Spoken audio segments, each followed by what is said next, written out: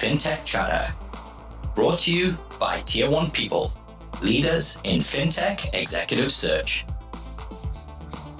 Fintech Chatter Bitesize number 6 with Anthony Thomson.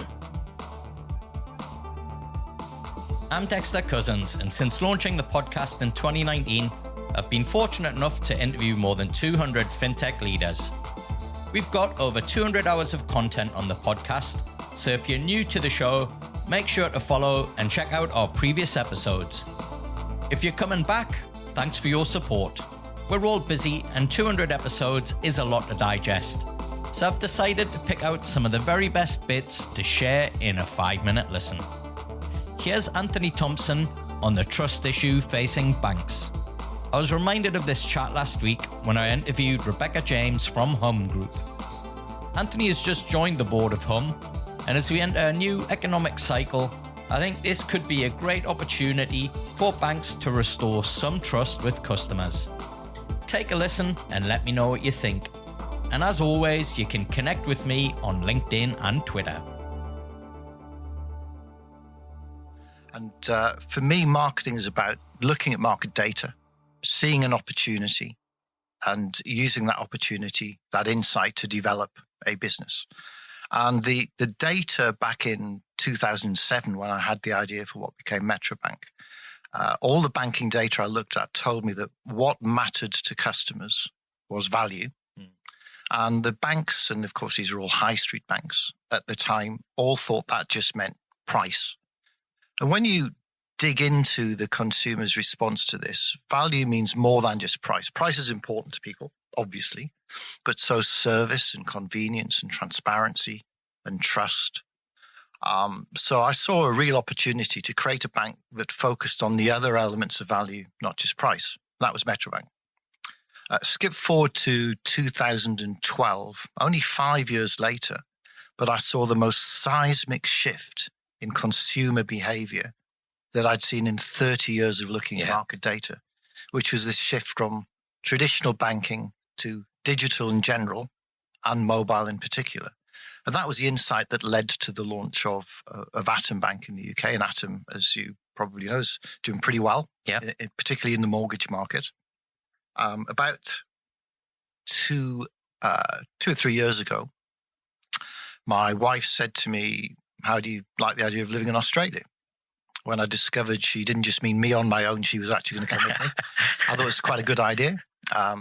Looked at the Australian marketplace, I came here 16 times in 18 months from the UK, a week a month for 16 months to get to understand the marketplace. Very, very similar to the UK. Saw a real opportunity to create a digital bank. I met the managing director of Cuscal, who had a very clear vision for this. As I mentioned earlier, had some of the resources, some of the people. They'd never built a bank, and I'd been around that block a couple of times before. So it's a great marriage of two sets of skills and experience and expertise. But really building on that same insight, which is customers are moving more and more to living their life on their digital devices, in particular their mobile phones. And if you're going to live your life on your mobile phone, you want to be able to do all of your banking and money-related stuff there too. That word trust really resonated with me when you were talking about the research for Metrobank. We've obviously had huge issues here in Australia with a royal commission. What do you think that banks can do to regain that trust of a consumer? My former partner in Metrobank was once asked at a conference. Many people know him. He was very famous for having a small dog that he used to carry everywhere with him, little Yorkshire Terrier.